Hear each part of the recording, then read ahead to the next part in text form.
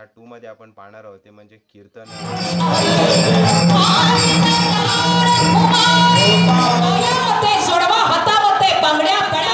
छत्रपती शिवाजी राजा.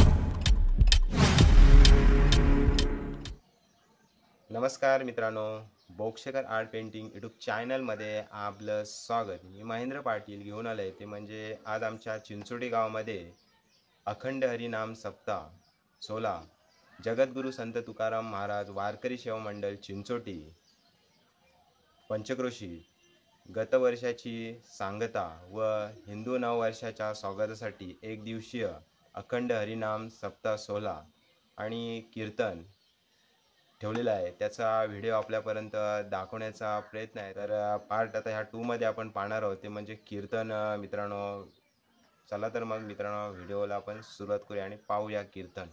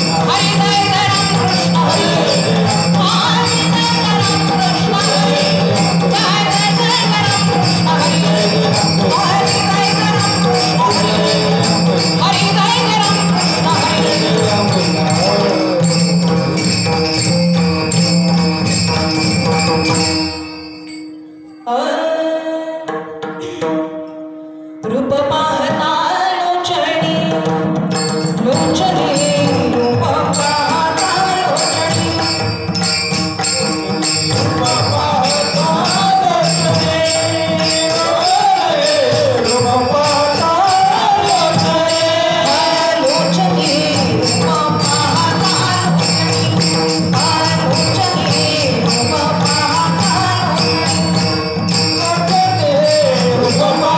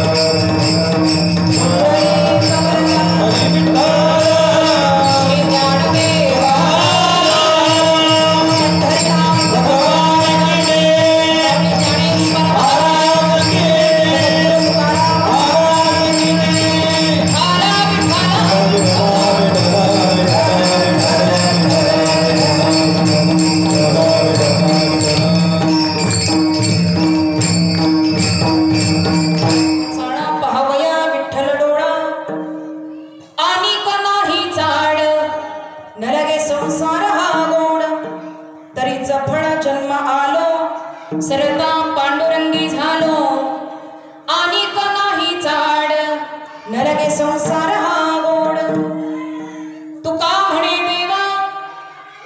म्हणे देवा देई चरणाची सेवा अनेक नाही चाड नरगे संसार हा गोड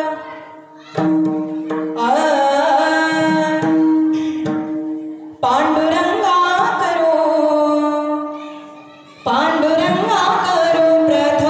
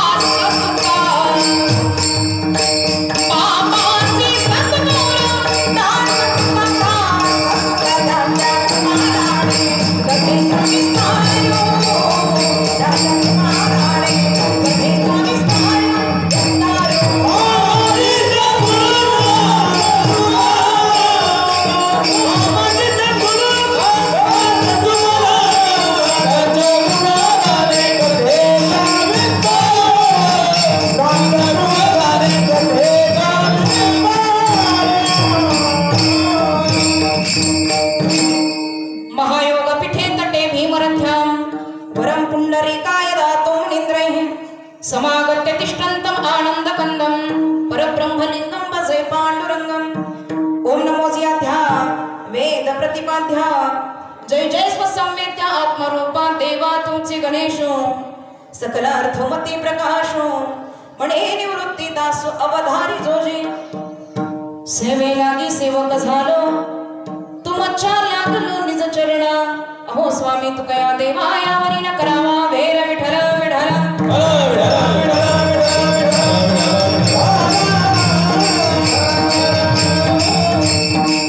प्रस्तुत प्रसंगी सेवेकरता निवडलेला भंग जगाचे जगद्गुरु देहूचे निवासी वैराग्याचे मूर्तिमंत पुतळे श्रीमंत आणि श्री संत माझे तुकोबाराया यांचा 4 चरणांचा उत्कृष्ट असा हा अभंग आहे. विठला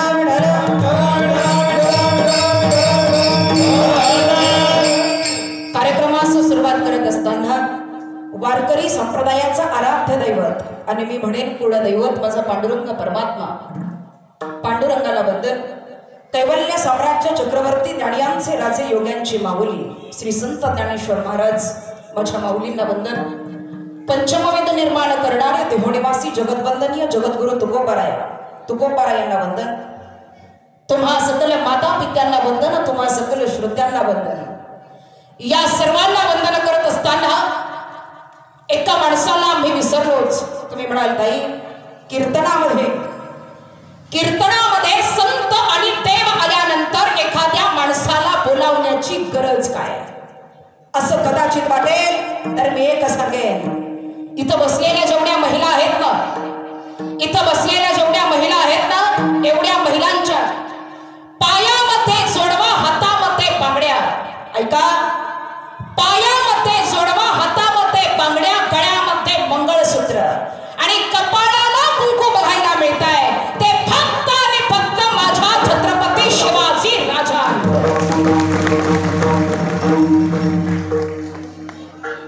तुम्ही म्हणाल महाराज तुमचे राजे जन्माला आले नसते ना तरी आम्ही कुंकू लावलं असतं. महाराष्ट्राची संस्कृती आहे, हिंदू धर्माची संस्कृती आहे. हिंदू स्त्रीच्या कपाळाला कुंकू असलंच पाहिजे.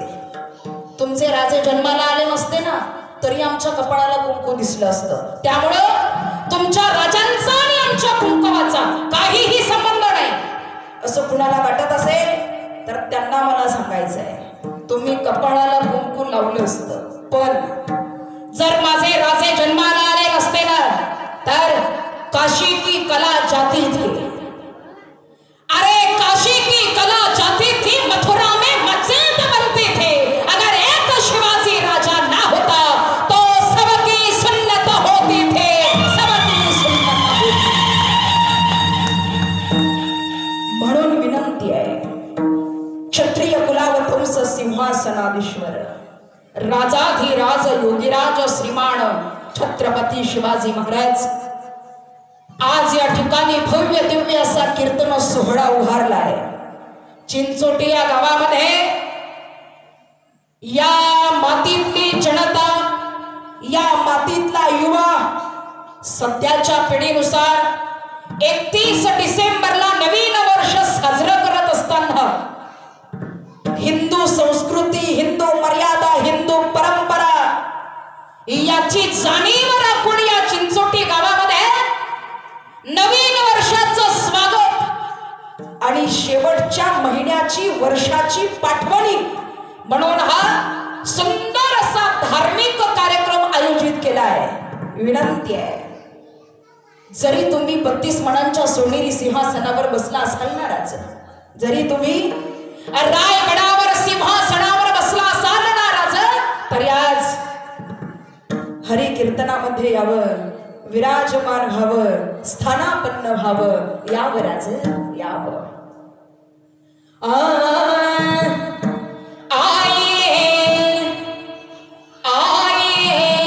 महाराज विराज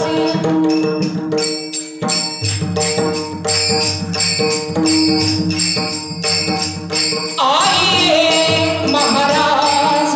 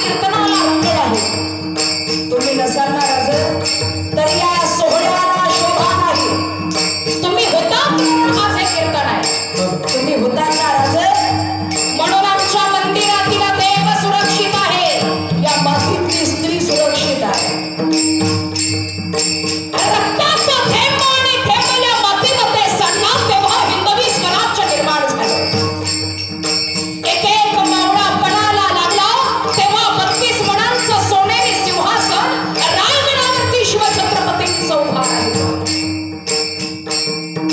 पधारिये पधारिये जिजाऊकुमार, पधारिये जिजाऊकुमार. आइए महाराज विराजिए, आइए महाराज विराजिए.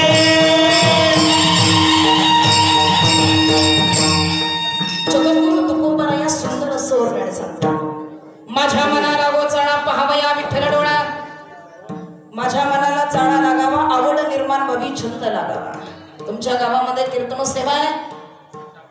आम्हाला जर कोणी विचारलं की कुठल्या गावचे, तर आम्ही अभिमानानं सांगतो ब्रह्मांडाचा निर्माता, विश्वाचा निर्माता भगवान परमात्मा त्या पांडुरंगाच्या गावचे, पंढरीचे आम्ही.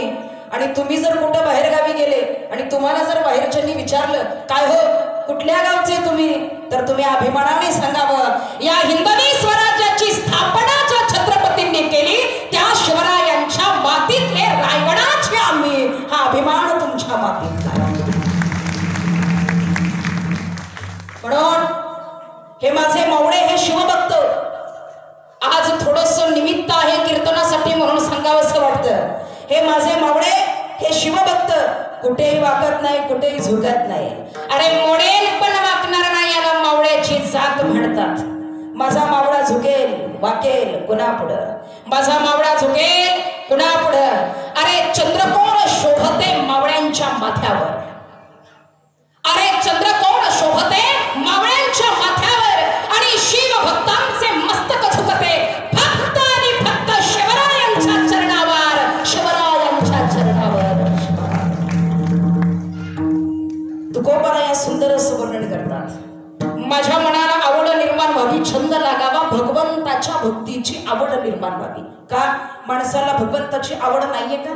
एक सांगू का तुम्हाला, तुम्ही इथं आलात, कीर्तन ऐकायला बसलात, पण तुम्ही इथं बसलात म्हणून तुमचं मन इथंच आहे याची गॅरंटी? त्याच्यामुळं महाराज सांगतात, एका गावामध्ये भंडारा चालू होता, यात्रा चालू होती. एका बाजूला मंदिरामध्ये कीर्तन चालू झालं आणि दुसऱ्या बाजूला तमाशा चालू झाला. ऐका, दोन मित्र घरातून बाहेर निघाले. एकाच्या गळ्यात माळ होती, एकाच्या गळ्यात माळ नव्हती. ज्याच्या गळ्यामध्ये माळ होती ते कीर्तनाला निघालं, ज्याच्या गळ्यात नव्हती ते तमाशाकडे गेलं. आता दोघ जण दोन बाजूला गेले, दोघेही मित्र. एक जण कीर्तनात बसला, एक जण तमाशात बसला. इकडं कीर्तन चालू झालं महाराज, पंचपदी चालू झाली, रामकृष्ण हरी चालू झाला, विठोबा रखुमाई चालू झालं आणि भजन चालू असताना याला बोर व्हायला लागलं. आणि कीर्तनात बसून हे म्हणतंय, उगच आलो कीर्तनाला, जरा तिकडं गेलो असतो तर जरा ऐकाय तर भेटलं असतं, बघायला तर भेटलं असतं, थोडस काहीतरी तमाशाला गेलो असतो, बरं झालं असतं. बसला कीर्तनात आणि मन तमाशा. आता तिकडं जे गेलं होतं तमाशात, तिकडं नाचगाणं चालू झालं, लावणी चालू झाली, तिकडं सुरुवात झाली, पण जे बसलेलं होतं त्याचं मन तिथं लागना. त्याचं डोकं सगळं, त्याच्या डोक्यात एकच विचार, काय चाल सुरू झाली असेल, महाराज उभे राहिले असतील का कीर्तनाला, भजन चालू झालं असेल का, त्याचं लक्ष सगळं कीर्तनात आणि ह्याचं सगळं तमाशा. गंमत काय झाली बघा. हे उदाहरण कशासाठी सांगते का, इथं बसलेले माणसं महाराज सांगत असताना दोन्ही बाजूनी लोकांना उपदेश करत असतात. संतांनी सांगावं, देवाची येतवारी उभा क्षणभरी, भगवंताच्या दारामध्ये क्षणभर जरी उभा राहिलास ना तरी देहाचा उद्धार आहे, जीवनाचा उद्धार आहे, हे संत सांगतात. पण हे सगळं सांगत असताना संतांनी हे पण सांगावं, भक्ती तो कठीण सोळावरील पोळी. एवढी सोपी भक्ती नाही आहे की जितकी तुम्ही सोपी समजताय. महाराज तुम्हाला वाटत असं ना मी इथं बसलो म्हणजे आमची पाप सगळी, अजिबात नाही. तुमची पाप संपणार, इथं बसलात म्हणजे पाप संपलंय असं नाहीये. मनापासून इथं असणं म्हणजे पापाचा नाश होणार. दोघांचा मृत्यू एकाच वेळेला आला. यम न्यायला आला, यमानं दोघांना घेऊन गेलं. आता यम न्यायला आला, दोघांचाही मृत्यू झाला. दोघांनाही प्राण घेऊन चालत असताना जे तमाशात बसलं होतं त्याला न्यायला कोणी यायला पाहिजे? यमदूतांनी. आणि जे कीर्तनात बसलं होतं, आता तुम्ही कीर्तनात बसलात ना, जे कीर्तनात बसलं होतं, आता तुम्हाला समजा कीर्तनामध्ये समजा एखादं स्वर्गवासी झालं तर म्हणतात ना, कीर्तनाच्या जागेसारखी जागा महत्वाची नाही आहे. मग इथं जर तुम्हाला मरण आलं तर तुम्हाला न्यायला कोणी यावं? विष्णुदूतांनी न्यायला यायला पाहिजे. पण इथे गंमत जरा उलटी झाली. जे कीर्तनात बसले होतं त्याला न्यायला आले यमदूत, आणि जे तमाशात होतं त्याला न्यायला आले विष्णुदूत. हे दोघं जण निघाले, दोघांची गाडी रस्त्यात गाठ पडली. आणि जे कीर्तनातलं होतं ते विचार करून करून बेजार, मी कीर्तनात बसलोय आणि हे नरकात का घेऊन चाललेत. विचारलं यमदूताला, का रे म्हणे बाबा, मला स्वर्गात न्यायला हवं. त्या यमदूतांना सांगितलं, येड्या तू बसला होता इथं, पण तुझं सगळं ध्यान बाई कशी नाचते आहे, सगळं लक्ष तुझं तिकडं होतं, म्हणून तुला नरकात घेऊन चाललोय. मला मुद्दा सांगायचा काय, माणसाचं शरीर कुठेही असेल पण मन जर भगवंताजवळ असेल तर भगवंत जवळ झाल्याशिवाय राहत नाही. म्हणून महाराज सांगतात, भगवंताची भक्ती करत असताना देवाची भक्ती करायची. कशासाठी? नवऱ्याच्या नावाचं मंगळसूत्र गळ्यामध्ये घातलं, नवऱ्याच्या नावाचं जोडवं पायामध्ये घातलं, त्याच्या नावाचं कुंकू कपाळाला लावलं की नवऱ्याची जबाबदारी आहे पत्नीचा सांभाळ करणं. हे संसारातलं उदाहरण आहे. परमार्थात तसंच आहे. कसं आहे? पांडुरंगाच्या नावाची तुळशीची माळ जर तुम्ही गळ्यामध्ये घातली, त्याच्या नावाचा अष्टगंध बुक्का तुम्ही कपाळाला लावला आणि भगवंताच्या नामाचा जप जर तुम्ही मुखाने केला तर त्या पांडुरंगाची जबाबदारी आहे तुमचा सांभाळ करणं, करावाच लागेल. महाराज सांगतात, एकदा का त्याची भक्ती केली ना, एकदा त्याला जवळ केलं ना, दुसऱ्या कोणाला आवाज देण्याची गरज निर्वाणी गोविंद, निर्वाणी गोविंद असे मागे पुढे, निर्वाणी गोविंद असे मागे पुढे, निर्वाणी गोविंद असे मागे पुढे, निर्वाणी गोविंद असे मागे पुढे, निर्वाणी गोविंद असे मागे पुढे, निर्वाणी गोविंद असे मागे पुढे, निर्वाणी गोविंद असे मागे पुढे, निर्वाणी गोविंद असे मागे पुढे. काहीच सांगणे पडोने मी, पडोने मी, पडोने, काहीच सांगणे पडोने मी, पडोने मी, पडोने, विषय कोणाचा झाला नारायण, विषय कोणाचा झाला नारायण. काहीच सांगणे पडोने मी, पडोने मी, पडोने, काहीच सांगणे पडोने मी, पडोने, विषय कोणाचा झाला विषय कोणाचा झाला.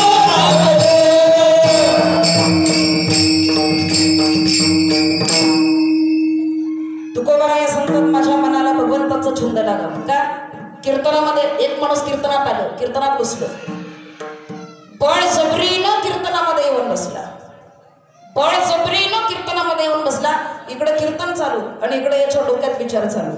आलंय खरं, बसलंय खरं, घराला कुलूप लावलंय खरं, पण कुलपाला झटका देऊन काही बघितला?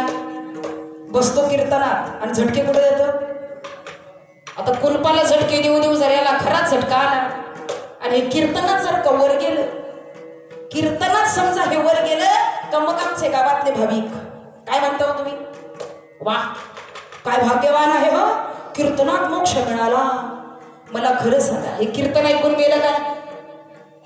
ते मेलं कुलपाला झटके देऊ देऊ, पण ते मेलं कुठं?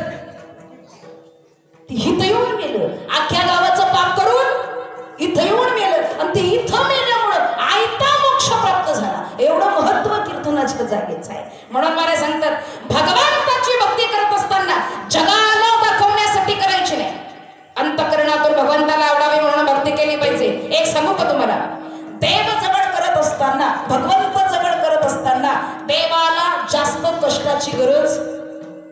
मेहनत करावी लागत. मग तुम्ही म्हणाल काय करायचं भक्ती म्हणजे? पांढरे कपडे घालायचे, भगवे कपडे घालायचे, गंध लावायचा, माळा गाड्यात घालायच्या? अजिबात नाही. देवाजवळ सोंग चालत वरून दाखवणं देवाजवळ नकोय.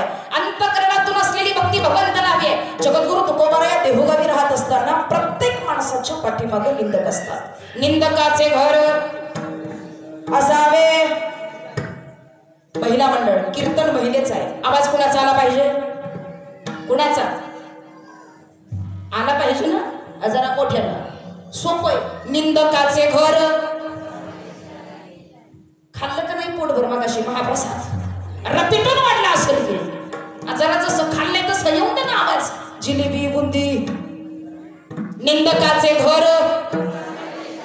वा.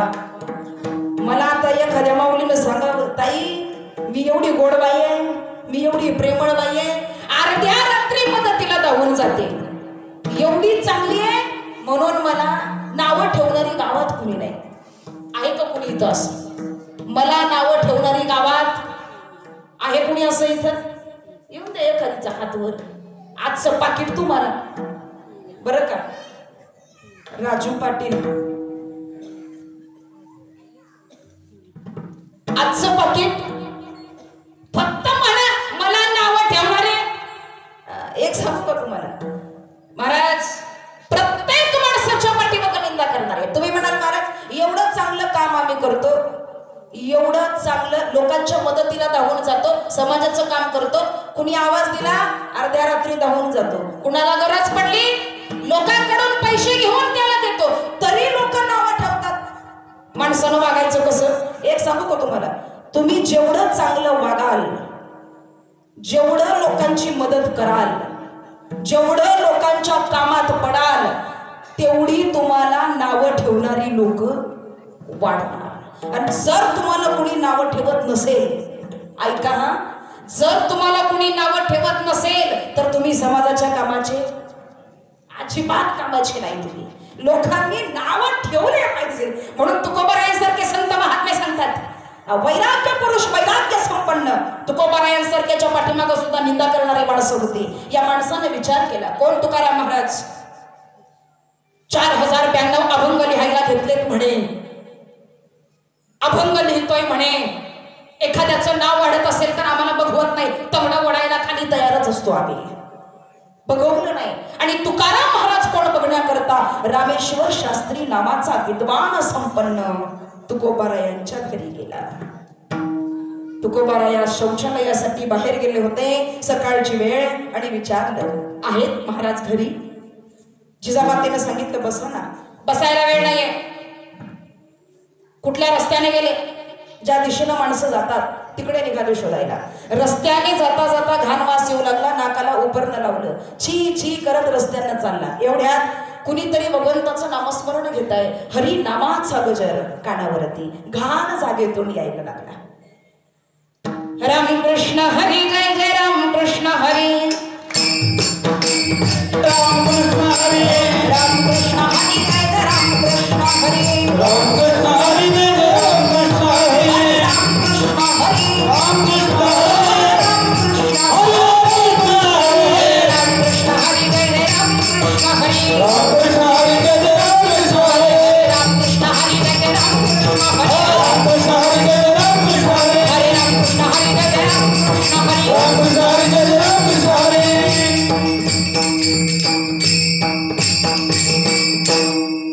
कोण मूर्ख माणूस देवाचं नाव घेतोय जरा बघावं. शास्त्री उभे राहिले. समोर तुकोबारा येतात. कोण हो तुम्ही? या देहाला तुकाराम असं म्हणतात. वा वा. लोकांसांगे ब्रह्मज्ञान आणि आपण जगाला ज्ञान सांगताना एवढ्या घाणीमध्ये भजन करता. तुकाराम महाराज तुम्हाला पटतं का? तुकोबाराय म्हणतात तुझं सगळं बरोबर आहे, पण माझी इंद्रिय माझंच ऐकत नाही तर तुझं कधी ऐकावं? माझी मज झाली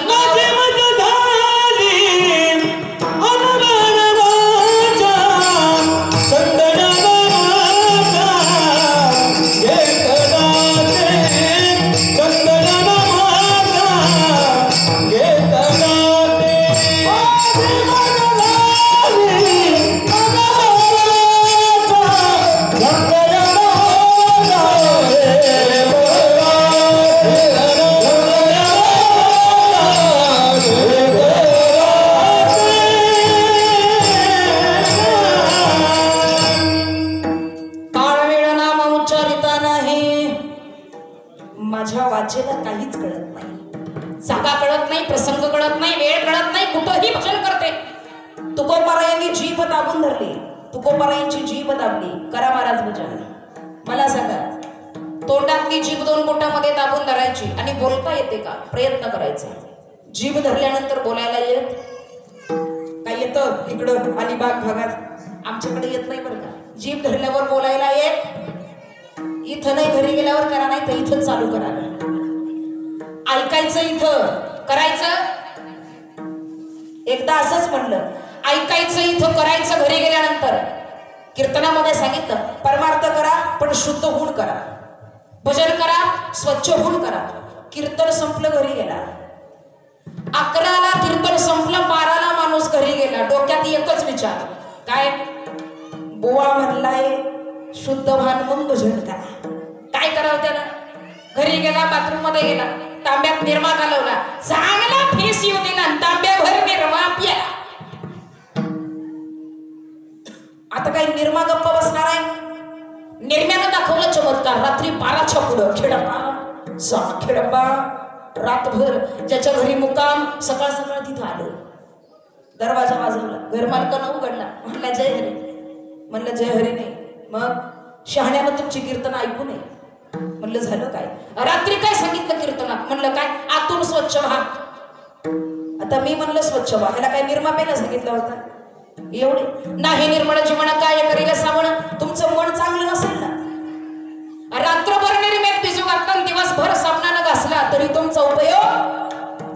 तुकोबारायांची जीभ धरली, महाराज करा भजन. मुखाने नामस्मरण घेता आलं नाही, पण संत महिमा एवढा अगाध आहे, रोमारोमातून नामाचा गजर निघाला. चुकलं महाराज, मला माफ करा.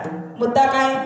तुकोबारायांना देवाचा छंद होता, चाळा होता, तरीही तुकोबाराया सांगतात, माझ्या मनाला चाळा लागावा, आवड निर्माण व्हावी, छंद लागावा. का लागावा बरं? मनालाच का लागावा बरं? कशासाठी लागावा बरं? कशाचा लागावा? अभंगातील प्रथम चरणामध्ये महाराज बोलतात, माझ्या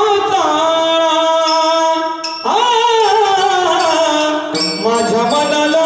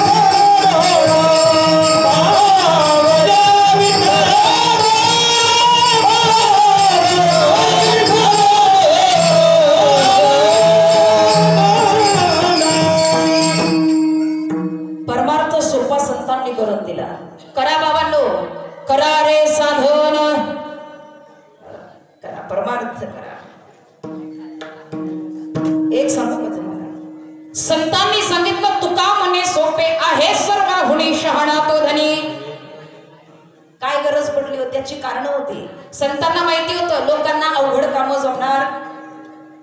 आयोजकांची विनंती आहे की ताई तुम्हाला आवर्जून या ठिकाणी बोलावण्याचं कारण आमच्या येथील तरुणांना आणि महिलांना छत्रपती शिवाजी महाराज यांचा पोवाडा आम्हाला तुमच्या आवाजात ऐकायचा आहे. असा आग्रह जेव्हापासून कार्यक्रमाचं आयोजन झालं तेव्हापासून कार्यकर्त्यांचा आयोजकांचा संपर्कातून हे सांगणं आहे. अगदी जस्ट कार्यक्रमाच्या आधी सुद्धा सूचना आली त्या कारणाने कीर्तन संपण्याची जी आपली वेळ आहे त्या संपण्याच्या 25 मिनिटे आधी पोवाडा चालू होऊन वेळेत संपवून कार्यक्रमाची समाप्ती होईल. विठ्ठला विठ्ठला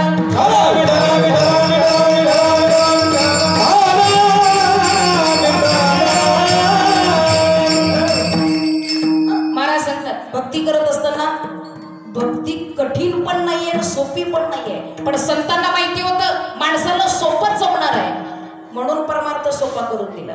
का? पूर्वीचा काळ आणि आताचा काळ फरक आहे महाराज. बदलली माणसं.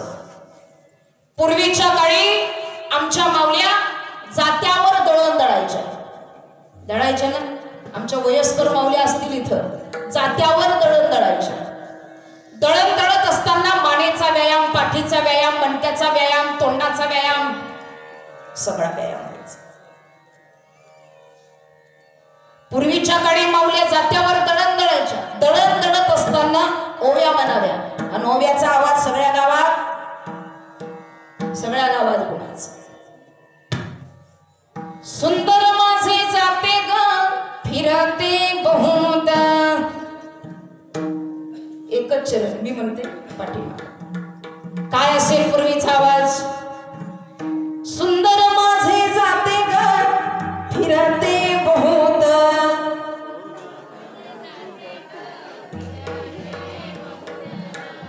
अरे अरे तुम्ही वेगळ्या वेगळ्या पक्षात दिसताय सगळे. एकाच पक्षात पाहिजे आम्हाला. इकडं तिकडं नकोय हो. एकाच ठिकाणी पाहिजे. एका आवाजात एका तालात माझ्या पाठीमागे लगेच सगळ्यांनी सुरू करायचं.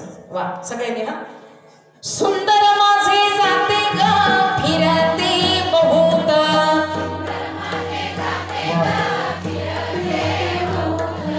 ओव्या गाऊ कौतुके तू ये रे बा विठ्ठला.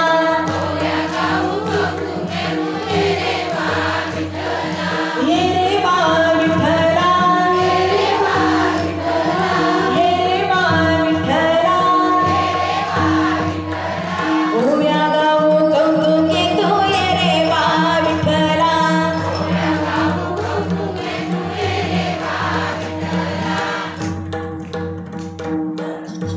हे आवाज पूर्वी घुमायचा. आता येतो का? पोरग पाळण्यामध्ये टाकलं, साडीचा पाळणा असायचा. साडीचा पोरग पाळण्यामध्ये टाकलं आणि त्या मुलानं झोपावं शांत म्हणून आमची पूर्वीची आई पाळणा म्हणायची. पहिल्या दिवशी आनंदी मन यशोदा पाहे पुत्र वदन. पुत्र जन्मला कुळात रत्न. रत्न रूप सावळे मूर्ती सगुण. जो बाळा जो झोरे जो. ही पूर्वीची आई म्हणायची. आणि लेकरू झोक्यात शांत झोपायचं.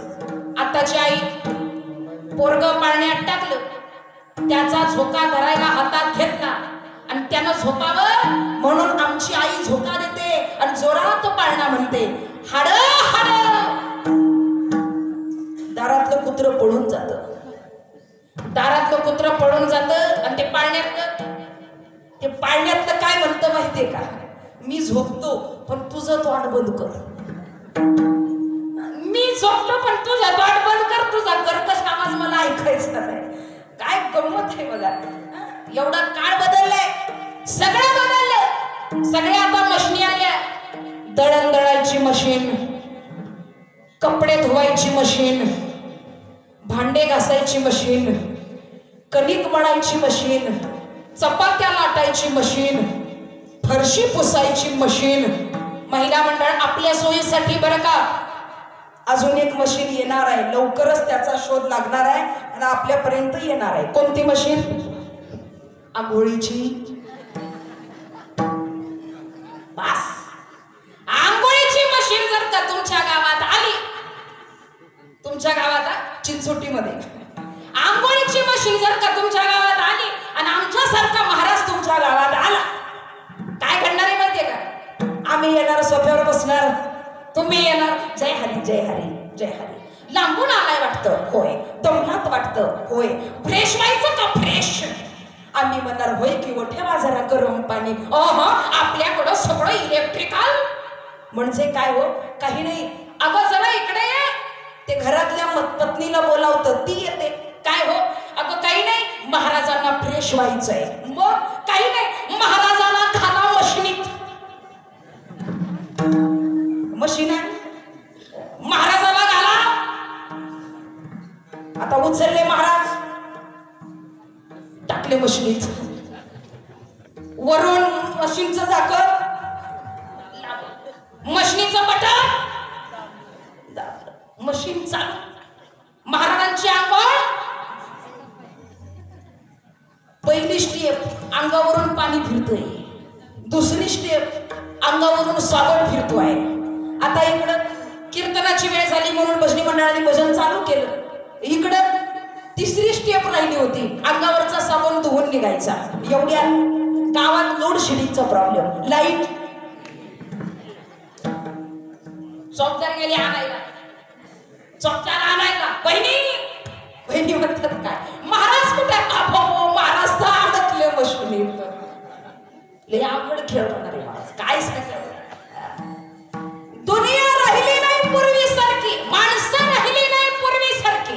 काय सांगावं, पूर्वीच्या बापानं पोराकडे डोळ्यानं जरी बघितलं ना तरी बापाचा दबाव असायचा पोरात. पूर्वीचा काळ होता. आताची लेकर आई बापाला ऐकत्यात होय? अजिबात नाही. तू कोण आणि मी कोण जरा कळायला लागलं की संपला विषय. काळ बदलला महाराज, काळ बदलला. पण एक सांगू का तुम्हाला, बाप म्हणायचं कुणाला? दिवसभर उन्हामध्ये शेतामध्ये राम राम काम करून घामानं भिजून बाप घरामध्ये येतो. दिवसभर कष्ट करून बाप घरामध्ये येतो. जेवायला बाप बसतो. बायकोनं ताट वाटलं की पहिला प्रश्न बापानं बायकोला विचारावा, काय ग लेकरं जेवलीत का? जेव्हा आईनं सांगावं मुलं जेवली, तेव्हा त्या बापानं पहिला घास तोंडामध्ये घ्यावा. हे बापाचं हृदय आहे.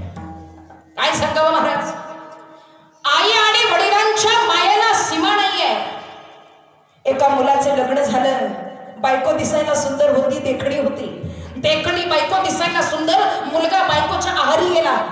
एवढं बायकोचं ऐकायला लागला तरी तिला राहवलं नाही. तिच्या असं लक्षात आलं, माझा नवरा सासूचं जास्त ऐकतोय. मग तिनं काय केलं, त्याला सांगितलं, मी मागेल ते देणार. तो म्हणला देतो ना. माझ्यावर जर तुमचं प्रेम असेल तर मी जे मागेल ते तुम्हाला द्यावं लागेल. हा बायकोच्या आहारी गेलेला. हा म्हणाला, काय पाहिजे तुला बोल. ऐका मंडळी, यानं सांगितलं आणि तिनंही ती मुलगी म्हणते, तुम्हाला द्यायचं असेल ना, माझ्यावरचं प्रेम सिद्ध करायचं असेल ना, फक्त एक काम करा. म्हणे काय, तुमच्या आईचं काळीच मला आणून द्या, तर तुमचं प्रेम माझ्यावर आहे असं मला वाटेल. मुलानं मान खाली घातली, काहीही शब्द न बोलता घरातून बाहेर पडला. बायकोची इच्छा पूर्ण करावी यासाठी हा मुलगा घरातून बाहेर पडला. आईचा त्यानं जीव घेतला. आईचं काळीज त्यानं बाहेर काढलं. आईचं काळीज हातामध्ये घेतलं आणि ते काळीज घेऊन बायकोला गिफ्ट निवडून द्यावं यासाठी काळीज घेऊन रस्त्यानं चाललाय. आणि रस्त्यानं जाता जाता जाता खाली एक दगड मातीमध्ये रोवलेला होता. पायाची ठेच दगडाला लागली आणि पडणार एवढ्यामध्ये पोरग जोरात ओरडलं, आई. पडता पडता पोरग उभा राहिलं आणि आई म्हणून आवाज देता बरोबर हातामध्ये जे आईचं काळीज होतं ना महाराज, या काळजानं आवाज दिला, बाळा लागलं नाही ना रे तुला, जरा सांभाळून चल, बघून चल. याला आईचं हृदय म्हणावं. म्हणून मी जास्त सांगणार नाही, पण एक सांगते तुम्हाला, माय बाप केवळ काशी तेने न जावे तीर्थासी. आई वडिलांना जर दैवत मानलं ना तर भगवंत सुद्धा तुमच्या दारात आल्याशिवाय राहत. मी कधी कधी सांगत असते, कधी कधी सांगते, पंढरीच्या पांडुरंगाशी तिथे चरणावरती डोकं नाही ठेवलं ना तरी माझ्या देवाला चालेल, पण पुंडलिकासारखी आई वडिलांची भक्ती जर तुम्ही करणार असाल तर पंढरपूरवरून माझा विठुराया तुमच्या दारामध्ये आल्याशिवाय राहणार, यासाठी भक्ती करायची आहे. चला पुढे. महाराज सांगतात, माझ्या मनाला गोचाळा पहावया विठ्ठल डोळा, या डोळ्यांनी तुझं रूप बघावं. का बघावं? माझा देव इतका सुंदर आहे. मुखमंडित रेणुम चरित धेनुम मधुरम मुख सुंदरम, इतका देखणा देव आहे. देवाचं मुख बघा. का बघा? सदय धवलहासम विठ्ठलम चिंतयामी, ज्याच्या चेहऱ्यावरती सतत हास्य आहे तो देव आहे. म्हणून भगवंताचं मुख कमल बघा. का बघा? देवाचं तोंड बघायला सांगितलं संतांनी. डोळे तुम्ही घ्या रे सुख पहा विठोबाचे, बघायचं असेल आवडे हे रूप कोजी रे सगुण, भगवंताचं देवाचं तोंड. आमची तोंड बघायला का सांगितली नाही? त्याचंही कारण आहे. काही काही लोकांच्या तोंडावर 24 तास 12 वाजलेले, नाकावरची माशी हालत, सतत सडेल तोंड, सतत सडेल. नेमका आमच्यासारखा महाराज उभा राहावा, नेमकं ते पुढे येऊन बसलेलं. तुम्ही नाही, तुम्ही हसताय, तुम्ही नाही, ते सडलेल्या तोंडाचं. नाही तर तुम्हाला वाटतं महाराज आम्हालाच बोलले का काय? तुम्हाला नेमका आम्ही उभा राहावं, ते पुढे बसावं. आता कीर्तनकार महाराज येणार, उभा राहणार. माझं नाही सांगत, दुसरं महाराज उभे राहणार, कीर्तनाला सुरुवात करणार. महाराज मोठ्या जोशात, महाराज तुमच्याकडे बघणार आणि कीर्तन सांगणार. महाराज मोठ्या जोशात त्याच्याकडे बघून जगत करू तुकाराम महाराज या भंगामध्ये काय सांगतात बरे, हे कुणी म्हणावं? महाराजांनी. महाराज मोठ्या जोशात आणि त्यांनी महाराजांनी म्हणून त्या पुढच्याकडे बघावं आणि त्या पुढच्याला महाराजाकडे बघावं. कसं? ते जागेवर महाराज विचार करतात, आता मी सांगू काय, ह्याला सांगू काय? फोडीने गोवरी तैसा दिसे तोंडावरी. चला पहावया विठ्ठल डोळा, तुझं रूप डोळ्यांनी बघावं. इतका सुंदर माझा भगवान परमात्मा आहे. म्हणून मला सांगतात, भगवंताचं मुख कमल बघत असताना प्रपंच नाही का, संसार नाही का? तुकोबाराया सांगतात, संसार आहे पण मायेचा बाजार असणाऱ्या प्रपंचामध्ये माझं मन रमत नाही. तुझ्या हरिनामापुढे, तुझ्या रूपापुढे या संसाराची गोडी आम्हाला लागत नाही. अभंगातील दुसऱ्या चरणामध्ये महाराज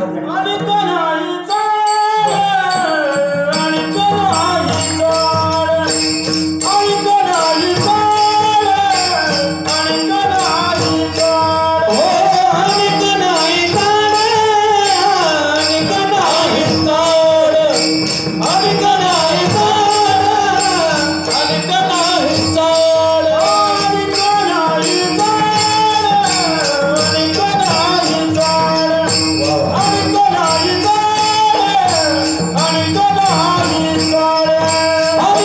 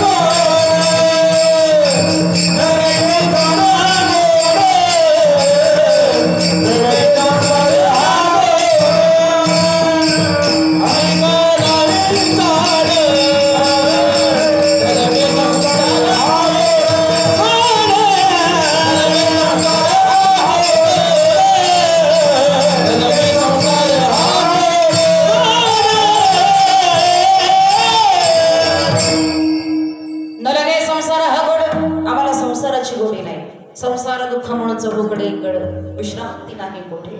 रात्रंदिवस तळमळ आम्हाला आवडत नाही. प्रपंचाची गोडी नाही. एक सांगू का तुम्हाला, भगवंताची भक्ती आम्ही दररोज करतो. सकाळी पूजा, संध्याकाळी पूजा. तुळशीला दिवा, भगवंताला उदबत्ती, रोज पूजा करतो आम्ही. पण रोज पूजा करतो तरी आम्हाला संकट आल्यानंतर तुमचा देव धावून का येत नाही असं बऱ्याच लोकांना वाटतं. त्याचं कारण तुम्हाला सांगते. देवाजवळ वशीला चालत नाही. तुम्हाला जर वाटत असेल ना मी लई भक्ती करतो मग देवाने माझ्याकडे आलंच पाहिजे, देवाच्या कितीही जवळचा असाल ना तरी देवाजवळ वशीला चालणार. त्याचं उदाहरण आहे का?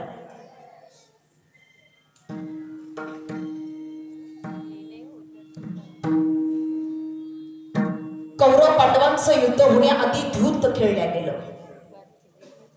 क्षत्रिय धर्म मानावा यासाठी धर्मराजे द्यूत खेळायला बसले. एका बाजूला कौरव, एका बाजूला पांडव. फासा खेळण्यामध्ये पारंगत असलेले शकुनी मामा हातामध्ये फासा घेऊन बसलेले होते. मंडळी म्हणतात ना, विनाशकाले विपरीत बुद्धी, आणि याच्यातून कुणीही सुटलेलं कुणीच सुटलं नाही. पांडव बसलेले हातामध्ये फासा आहे. पण लावायला सुरुवात झाली. राज्य पणाला लावलं, हरले पांडव. सिंहासन पणाला लावलं, हरले पांडव. राज्य गेलं, सिंहासन गेलं, धनसंपदा गेली, दागदागिने, अलंकार, सगळं सगळं जे काही पणाला लावत होते ते प्रत्येक वस्तू, प्रत्येक गोष्ट पांडव हरत चालले होते. हे सगळं चाललेलं असताना राहिले ते 5 पांडव. 5ही पांडव पणाला लागले. ऐका, 5ही पांडव पणाला लागले आणि शेवटी 5 पांडवही हरले. कौरवांचे दास झाले. डोक्यावरचा मुकुट धर्मराजाने काढला, खाली ठेवला, मान खाली घातली आणि धर्मराजा विचार करत आहेत. शेजारी बसलेल्या शकुनी मामाने बघितलं आणि दुर्योधनाला खुणावलं. एवढा दुर्योधनाला आवाज टाकला, धर्मा लाव काहीतरी पणाला, अजून खेळ संपलेला नाही. काय लावू पणाला? काय आहे माझ्याकडं? काहीच नाही, सगळं संपलंय. राज्य गेलं, सिंहासन गेलं, सगळं सगळं गेलं. आम्हीही तुमचे दास झालो. काय राहिलंय माझ्याकडे? माझ्याकडं पणाला लावायला काहीच नाही. इथे डोक्यावरचे मुकुट खाली ठेवून आम्ही बसलो आहे. डोक्यावरचं शिरस्त्राण जेव्हा एखाद्या समोर खाली ठेवल्या जातं ना तेव्हा समर्पण करणं असं म्हटलं जातं. धर्माचे वाक्य ऐकले आणि दुःशासन म्हणाला, असं कसं सगळं संपलं? अजूनही महत्वाची गोष्ट तुमच्याकडे आहे. ती महत्वाची वस्तू पणाला लावल्याशिवाय खेळ संपणार नाही. धर्मानं विचारलं, अरे काय राहिले माझ्याकडे? सगळं संपलंय, काहीच नाही, तुमच्या समोर सगळं आहे. सर्वात अमोलिक वस्तू 5 पांडवांची पत्नी पांचाली द्रौपदी पणाला लावा, ती द्रौपदी राहिली आहे. खाली घातलेली मान धर्मराजांनी वर केली. मंडळी, धर्मराजांनी वर केली, पणाला लावणार. एवढ्या शेजारी बसलेल्या भीमानं बघितलं. भीमानं कळवळून आवाज दिला, दादा दादा, आतापर्यंत तुला काहीच बोललो नाही रे, पण द्रौपदीला पणाला लावू नकोस. द्रौपदीला पणाला लावू नकोस. आपल्या घरातली लक्ष्मी आहे, तेवढं करू नकोस. धर्मराजा हा असा राजा होता, त्याच्या तोंडून नाही हा शब्द कधी निघाला नाही. आणि धर्मानं सांगितलं, पुढच्या माणसानं मला मागितलंय, मी आता नाही बोलू शकत नाही. धर्मराजाने द्रौपदी पणाला लावली. मंडळी, जी द्रौपदी पणाला लावली होती ती द्रौपदी कोण होती? द्रौपदीचं अस्तित्व काय होतं? ब्रह्मांडाचा नायक, विश्वाचा जनिता भगवान श्रीकृष्ण परमात्मा. या श्रीकृष्ण परमात्म्यानं जिला बहीण म्हणावं ती बहीण द्रौपदी होती. द्रौपदी पणाला लागली आणि फासा टाकला शकुनी मामाने. द्रौपदी हरली. दुःशासन उठला, दुःशासना जा. दुःशासन उठला, द्रौपदीच्या महालामध्ये गेला. काय प्रसंग आहे बघा. दुःशासन उठला, द्रौपदीच्या महालामध्ये गेला आणि आवाज दिला, द्रौपदी खेळामध्ये हरली आहेस, दरबारामध्ये बोलावलंय चल. द्रौपदी बाहेर आली. तिनं बघितलं, तिला समजलं आणि द्रौपदी म्हणते दुःशासना मला सगळं मान्य आहे. मी तुमची दासी झाली आहे, तुमचं दास्यत्व करायला तयार आहे, तुमच्या महालामध्ये येऊन चाकरी करायलाही तयार आहे. पण दुःशासना हात जोडते रे तुझ्या पुढे, पण सध्या येण्यासारखी अवस्था माझी नाही आहे. मी येणार पण मला थोडा वेळ दे, आत्ता येऊ शकत नाही. कळवळली द्रौपदी, डोळ्यातनं पाणी आलं. पहिली गोष्ट तर तिच्या मनामध्ये एकच होतं, मला पणाला लावण्याचा अधिकार या लोकांना कुणी दिला. पण ठीक आहे, लावलाय, परिस्थितीचा सामना करावा लागेल. आणि द्रौपदी हात जोडून विनंती करते, मला आत्ता देऊ नकोस, लवकर चल बोलावलाय. दुःशासनाचा आवाज चढतच होता. ऐक ना, मी येऊ शकत नाही, माझ्या अंगावर एक वस्त्र आहे, येण्यासारखी अवस्था माझी नाही. दुःशासना, अरे मी येऊ शकत नाही, मी एक वस्त्र आहे, मी रजस्वला आहे, येऊ शकत नाही. रजस्वला म्हणजे काय? महिन्यामध्ये 4 दिवस महिला बाजूला बसते, या अवस्थेला रजस्वला म्हणतात. आणि या अवस्थेमध्ये आमची द्रौपदी माता त्यावेळेस होती. आणि द्रौपदी मातेनं विनंती केली, माझी अवस्था येण्यासारखी नाही दुःशासना, मी नंतर येते. ऐकलं नाही दुःशासनानं. महाराज केस धरले द्रौपदीचे आणि फरफटत द्रौपदी दरबारात आणली. द्रौपदी दरबारात येऊन पडली. द्रौपदीने सगळ्यांकडे बघितलं. समोर बसलेला राजा धृतराष्ट्र, बघतोस काय दुःशासना? दुर्योधनानं आवाज दिला, लाव साडीला हात. द्रौपदीच्या साडीला हात लावला, पत्राला हात लावला, पत्रानं साडी खेचायला सुरुवात केली. या द्रौपदीनं दोन्ही हातानं साडी पकडली. जेवढी ताकद लागेल तेवढी ताकद लावण्याचा प्रयत्न केला. आणि शेवटी तिला कळालं आपल्याला मदतीची गरज आहे, आपण एकटा सामना करू शकत नाही. तिनं प्रत्येकाला आवाज दिला, मला यातून वाचवा, या संकटातून माझी सोडवणूक कुणीतरी करा रे, कुणीतरी वाचवा. या भर दरबारामध्ये माझ्या अंगावरचं वस्त्र काढल्या जात आहे. त्या राजाला आवाज दिला, तुमच्या सुनेवर अत्याचार होतोय, माझी मदत करा. धृतराष्ट्रानं हात जोडले, सांगितलं मी काही करू शकत नाही. द्रौपदीने विचार केला, ज्या राजाचा राजाच आंधळा आहे त्याच्याकडून काय अपेक्षा? गांधारीकडे पाहिलं, गांधारीकडे पाहिलं, माते तुझं लाडकं पोरग आहे ग दुर्योधन, एक आवाज दिला ना तरी गप्प बसेल, हे सगळं थांबेल, थांबव हे सगळं, माझी मदत कर माते, माझी मदत कर. जर हे थांबलं नाही तर याचे परिणाम वाईट होतील, एवढं लक्षात असू द्या. तरीही ऐकलं नाही. 5 पांडवांकडे पाहिलं, मनाखाली घातल्या. आणि राहिले होते ते गुरुवर्य, भीष्माचार्य, द्रोणाचार्य, कृपाचार्य. आचार्य, तुमचा अधिकार मोठा आहे, तुमची ताकद मोठी आहे. एक आवाज दिला तरी हे सगळं महाभारत थांबेल. थांबवा, मदत करा, माझी या संकटातून मला सोडवा.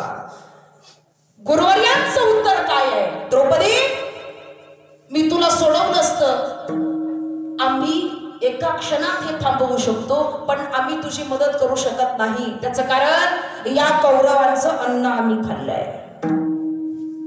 काय उत्तर आहे? या कौरवांचं अन्न आम्ही खाल्लंय. जोपर्यंत यांचं अन्न आमच्या पोटात आहे, रक्तात आहे, तोपर्यंत आम्ही तुझी मदत करू शकत. म्हणून माणसानं खावं कुणाचं, कुठं खावं, कधी खावं याचं भान असलं पाहिजे. कारण जसं अन्न तुम्ही खाल तशी माणसाची नियत बदलत जाते. म्हणून खाताना विचार करून खायचं. काहीच उपाय राहिला नाही. महाराज रडायला लागली. द्रौपदी सगळ्या महालामध्ये फिरली. आणि माणसाची जरा थोडीशी पद्धत आहे, सगळीकडे संपत, तेव्हा माणसाला आठवतं एकच, द्रौपदीनं काय करावं कळेना. आणि मग माझ्या द्रौपदीने माझ्या भगवान परमात्म्याला आवाज दिला,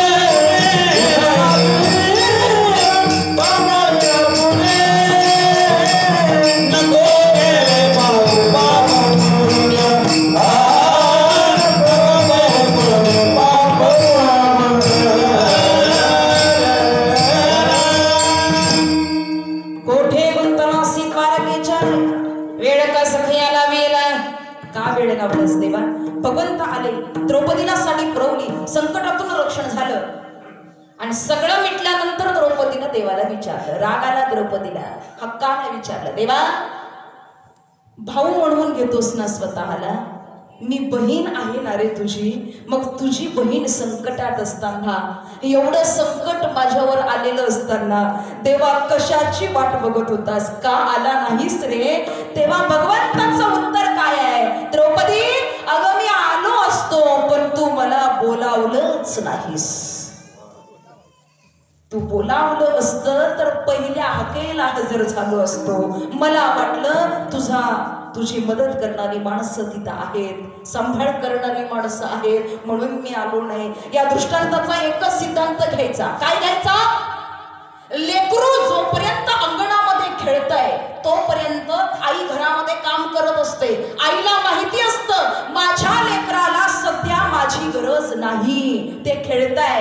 ज्या वेळेला ते लेकरू खेळणं सोडून आई म्हणून रडायला लागतं, हातातलं काम सोडून आई पडत येते आणि त्या लेकराला दूध पाजते. भगवंताचं ही तसंच आहे. त्या देवाची आम्ही लेकर आहोत.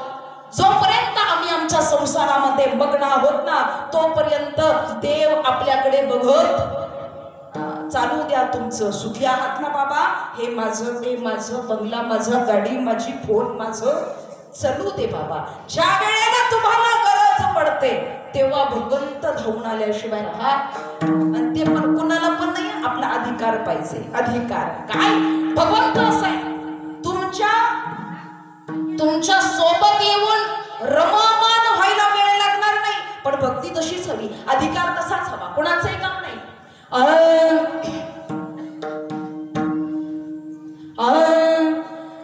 एकच टाळी झाली चंद्रभागे वाढवून,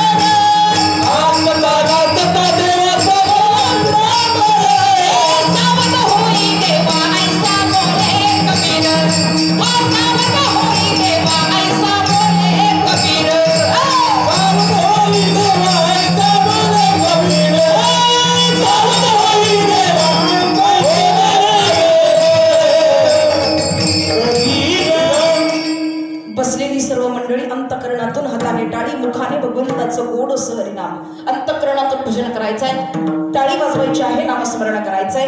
नामस्मरणाशिवाय जीवनाला पर्याय नाही, उद्धार नाही. सर्व सर्व सर्व सगळ्यांनी अंतकरणातून भगवंताची भक्ती.